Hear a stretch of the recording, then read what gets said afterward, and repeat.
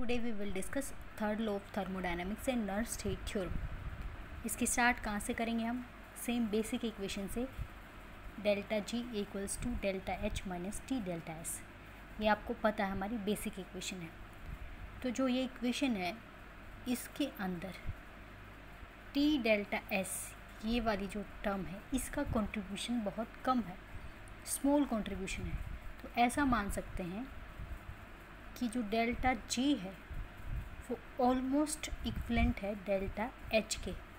अगर T delta S का contribution कम है तो जो डेल्टा जी और डेल्टा एच है वो ऑलमोस्ट एक दूसरे के इक्वल हैं.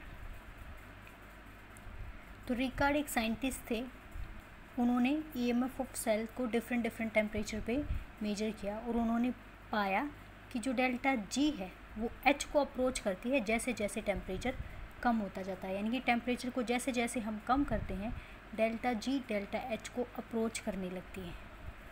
तो ये जो हमारी इक्वेशन है delta G equals to delta H minus T delta S, यहाँ से टी डेल्टा एस को एक साइड कर लेंगे यानी कि इधर ले आएंगे इसको, तो ये पॉजिटिव हो जाएगी. अब डेल्टा एच वो डेल्टा जी को इधर ले आएंगे तो आपकी इक्वेशन क्या बन जाएगी? T delta S equals to delta H minus delta G. अब अगर आपका डेल्टा एस पॉजिटिव है तो ये टर्म क्या होगी? पॉजिटिव. और ये टर्म पॉजिटिव कब होगी? जब डेल्टा एच ज़्यादा होगा डेल्टा जी से. जो पॉजिटिव वाली टर्म है वो बड़ी होगी तो ही आपका डेल्टा एस पॉजिटिव होगा. तो यहाँ से डेल्टा एस पॉजिटिव है तो आपको क्या चाहिए? डेल्टा एच ज़्यादा होना चाहिए डेल्टा जी से. अगर आपका डेल्टा एस नेगेटिव है तो ये टर्म नेगेटिव होगी और ये टर्म नेगेटिव कब होगी? जब डेल्टा जी बड़ा होगा डेल्टा एच से. तो जब आपका डेल्टा एस नेगेटिव होगा तो क्या होना चाहिए? डेल्टा जी बड़ा होना चाहिए डेल्टा एच से. इसका मतलब क्या है? दोनों ही सिचुएशन में जो डेल्टा जी है और डेल्टा एच है टाइम के साथ उसका स्लोप क्या है? ऑपोजिट रहेगा, एक दूसरे से अपोजिट. जब डेल्टा एच ज़्यादा होगा तो डेल्टा जी को कम होना पड़ेगा, जब डेल्टा जी ज़्यादा होगा तो डेल्टा एच को कम होना पड़ेगा. यानी कि दोनों के स्लोप टेम्परेचर के साथ क्या होंगे? ऑपोजिट होंगे. अब हम ग्राफ प्लॉट करेंगे. इस एक्सिस पे आपने क्या ले लिया है? डेल्टा जी और डेल्टा एच. ये क्या है? Temperature in kelvin.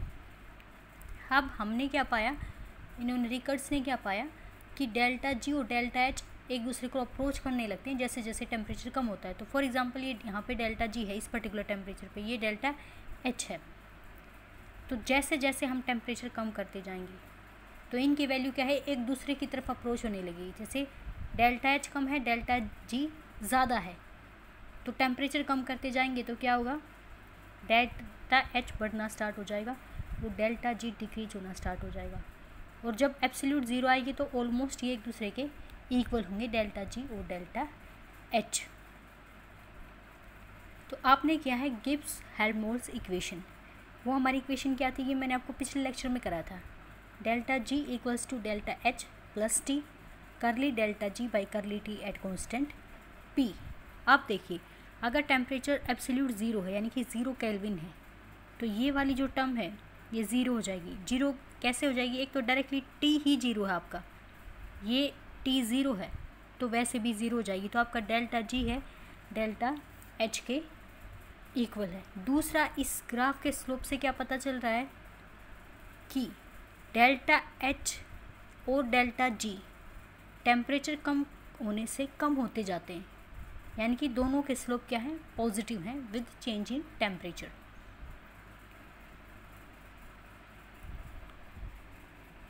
तो देखिए अब ये क्या है? D X Y D Y वाला फॉर्म है और स्लोप पॉजिटिव है. तो अगर y डिक्रीज़ होगा तो x भी डिक्रीज़ होगा, अगर y इंक्रीज़ होगा तो x भी इंक्रीज़ होगा. अब इसमें y क्या हमारा? टेम्परेचर है. तो आप टेम्परेचर को अगर डिक्रीज़ करोगे तो जो डेल्टा जी है वो भी क्या होगा? डिक्रीज़ होगा. और जैसे जैसे आपका टेम्परेचर जीरो केल्विन की तरफ बढ़ता जाएगा तो आपका डेल्टा जी भी क्या हो जाएगा? Almost zero. तो इस चीज़ को मैं कैसे लिख सकती हूँ? किसकी फॉर्म में? लिमिट. यानी कि मैंने लिमिट लगा दी है. जब टेम्परेचर जीरो की तरफ अप्रोच होना स्टार्ट होगा, when T approaches to zero, जो डेल्टा जी है curly delta G by curly T at constant P वो भी क्या करेगा, ज़ीरो को अप्रोच करना स्टार्ट कर देगा। इन द सेम वे जब temperature T zero absolute zero को अप्रोच करना स्टार्ट करेगा तो करली डेल्टा H बाई करली T एट कॉन्स्टेंट P ये भी क्या है, ज़ीरो को अप्रोच करना स्टार्ट करेगा। ये हमारी नर्स्ड हीट थ्योरम कि जो जब आपका टेम्परेचर ज़ीरो की तरफ अप्रोच करेगा तो डेल्टा G और डेल्टा H एक दूसरे की तरफ अप्रोच करेंगे और ये टर्म्स की वैल्यू भी ज़ीरो की तरफ अप्रोच करेगी। इसको आप कैसे देख सकते हैं, dx बाई dy की फॉर्म में। y को डिक्रीज़ करोगे तो x भी डिक्रीज़ होगा। y इसमें क्या है, टेम्परेचर को आप ज़ीरो की तरफ अप्रोच कम डिक्रीज़ करते जाओगे तो डेल्टा G भी डिक्रीज़ होता चला जाएगा। जैसे ही टेम्परेचर ज़ीरो की तरफ अप्रोच होगा डेल्टा G भी ज़ीरो की तरफ अप्रोच हो जाएगा। तो इस चीज़ को हमने जब लिमिट लगा दिया तो इसको हम ऐसे लिख सकते हैं। In the same way delta H वाली टर्म को भी इस तरह से लिख सकते हैं। तो इसको बोलते हैं बेटा नर्स्ड हीट थ्योरम। अब जब हमने गिब्स हेल्महोल्ट्ज़ इक्वेशन की थी उसमें हमने ये प्रूव किया था कि करली डेल्टा G बाई करली T एट कॉन्स्टेंट P किसके इक्वल होता है, माइनस डेल्टा S के। वहाँ पे क्या आया था, S1 माइनस S2 आया था, तो हमने इसको क्या कह दिया था, माइनस डेल्टा S। ये हम गिब्स हेल्महोल्ट्ज़ इक्वेशन में कर चुके हैं पहले। तो ये वाली टर्म किसके इक्वल हो जाएगी, डेल्टा S की। इन द सेम वे आपने पिछले सेमेस्टर में पढ़ा होगा जो किरचॉफ लॉ वाली यूनिट थी उसमें क्या था, change in delta H with change in temperature at constant P वो किसके इक्वल आता है, delta CP, difference in heat capacity of product and reactant. ये भी आप कर चुके हैं बेटा पिछले सेमेस्टर में। तो यहाँ से जो हमारा लॉ है, जो हमारी थ्योरम है वो कैसे मॉडिफाई हो जाएगी, limit T approaches to absolute zero, तो उस टाइम पे जो डेल्टा S है यानी कि डिफरेंस इन एंट्रोपी वो क्या होगा, ज़ीरो के तरफ अप्रोच करेगा यानी कि ज़ीरो हो जाएगी। इन द सेम वे जब आपका टेम्परेचर 0 केल्विन की तरफ अप्रोच करेगा तो difference in heat capacity of reactant and product वो ज़ीरो होगा। और डिफरेंस रिएक्टेंट और प्रोडक्ट में ज़ीरो कब होगा, इसका मतलब क्या है कि जो हीट कैपेसिटी है प्रोडक्ट की और जो हीट कैपेसिटी है रिएक्टेंट की वो एक दूसरे के इक्वल होंगी, तभी तो उनका डिफरेंस ज़ीरो होगा।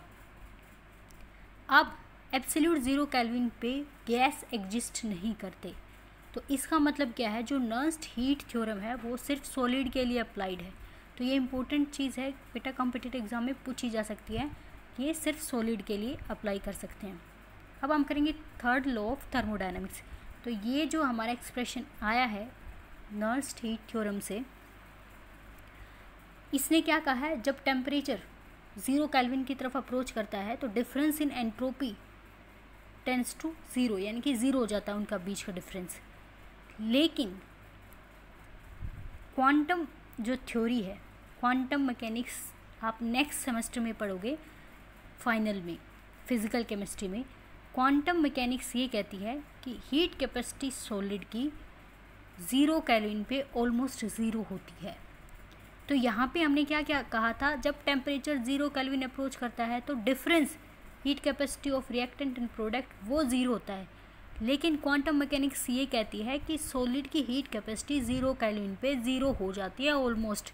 तो इस डेरिवेशन को हम कैसे मॉडिफाई कर सकते हैं, limit T approaches zero CP equals to zero, CP आपका क्या हो जाएगा, ज़ीरो हो जाएगा। अब ये जो नर्स्ड हीट थ्योरम थी इसको प्लैंक ने और एक्सटेंड कर दिया और उन्होंने कहा कि सब सॉलिड की एंट्रोपी एब्सोल्यूट ज़ीरो पे इक्वल होती है। जैसे हीट कैपेसिटी सब सॉलिड की 0 केल्विन पे इक्वल होती है और वो ज़ीरो होती है, इन द सेम वे जो एंट्रोपी है 0 केल्विन पे परफेक्ट क्रिस्टल सब्सटेंस की ज़ीरो होगी और सबकी इक्वल होगी। तो इसमें क्या है, limit T approaches to 0 kelvin जो S है वो क्या होगा, ज़ीरो हो जाएगा। ये क्या है बेटा आपका थर्ड लॉ ऑफ थर्मोडायनेमिक्स, यानी कि entropy of all perfectly crystalline solids may be taken as zero at absolute zero temperature, यानी कि 0 केल्विन पे हर सॉलिड की, हर क्रिस्टलाइन सॉलिड की एंट्रोपी ज़ीरो होगी। यानी कि क्रिस्टल है तो उसमें क्या है, परफेक्ट ऑर्डर है, अरेंजमेंट पार्टिकल का परफेक्ट अरेंजमेंट है, और 0 केल्विन पे है तो उनमें कोई मोशन भी नहीं है कुछ खास, तो उसकी एनर्जी लिस्ट है और डिसऑर्डरनेस भी उसमें क्या है, लिस्ट है।